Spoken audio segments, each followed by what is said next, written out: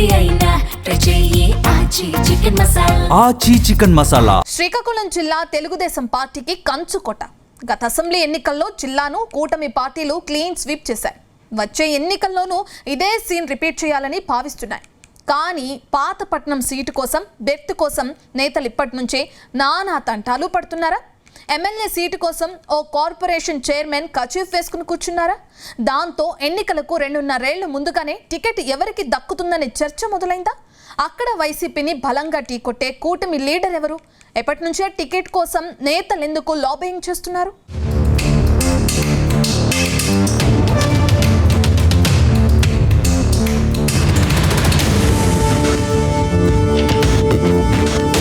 శ్రీకాకుళం జిల్లాలో తెర వెనుక రాజకీయాలు హీట్ పుట్టిస్తున్నాయి.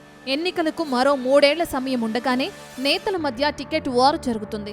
ఇప్పటి వరకు నీళ్లు పాలులా కలిసున్న కూటమి పార్టీలు వచ్చే ఎన్నికల్లో ఏం చేస్తాయోనన్న చర్చ పార్టీ నేతలను పరేషాన్ చేస్తుంది. గత అసెంబ్లీ ఎన్నికల్లో శ్రీకాకుళం జిల్లా పాతపట్నంలో సిట్టింగ్ ఎమ్మెల్యేగా టీడీపీ నుంచి మామిడి గోవిందరావు ఎన్నికయ్యారు. తొలిసారిగా శాసనసభలోకి అడుగుపెట్టిన ఎంజీఆర్కి జనసేన నుంచి సుడా చైర్మన్ కొరికాన రవికుమార్ పక్కలో బల్లెంలా మారారని ప్రచారం సాగుతుంది. శ్రీకాకుళం నగరంలో కార్యకలాపాలు కొనసాగిస్తున్న Srikakulam urban development authority chairman Korikana Ravikumar Pathapatnam assembly నియోజకవర్గంపై మనసు పారేసుకున్నారని జిల్లాలో జోరుగా ప్రచారం సాగుతుంది. వచ్చే ఎన్నికల్లో ఆయన పాతపట్నం నుంచి తన అదృష్టాన్ని పరీక్షించుకోవాలని భావిస్తున్నారట. ఇప్పుడు ఈ వ్యవహారం పాతపట్నంలో చర్చనీయాంశంగా మారింది.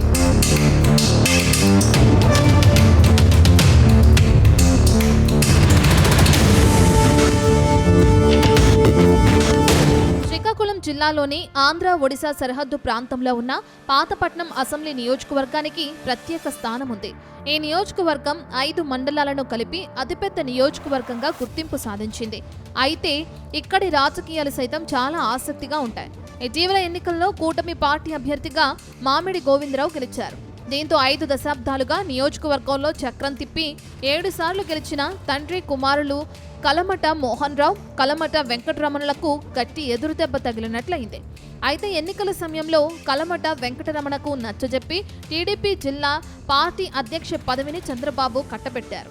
అయితే కలమట నుంచి తనకు లైన్ క్లియర్ అయిందని భావించిన ఎమ్మెల్యే మామిడి గోవిందరావుకు ఇప్పుడు కొరికాన రవికుమార్ నుంచి పోటీ ఎదురవుతుందని ప్రచారం సాగుతుంది.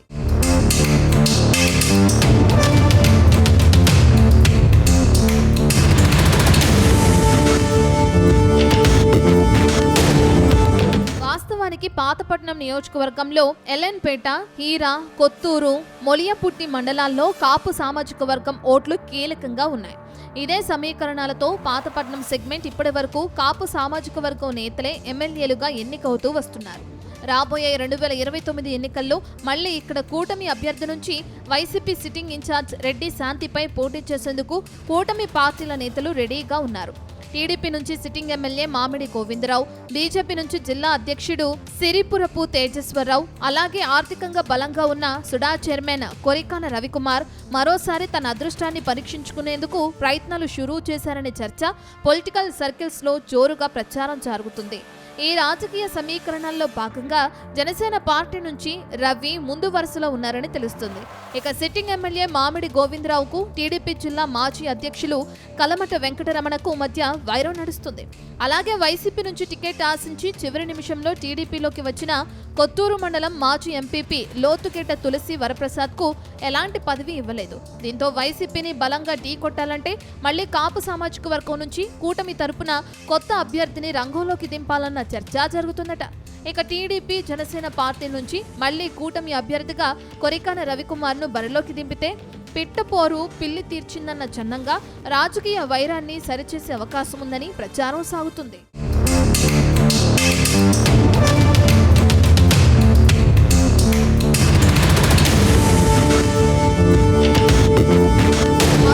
శ్రీకాకుళం జిల్లాలో కాపు సామాజిక వర్గానికి ప్రాధాన్యం ఇవ్వాలంటే ఇచ్చాపురం, పలాస, టెక్కలి, నరసన్నపేట, శ్రీకాకుళం, ఆముదాల వలస అసెంబ్లీ నియోజకవర్గాల్లో అవకాశం లేకుండా పోయింది. అందుకే పాతపట్నంలో కాపులకు తప్పనిసరిగా సీటు దక్కుతుంది.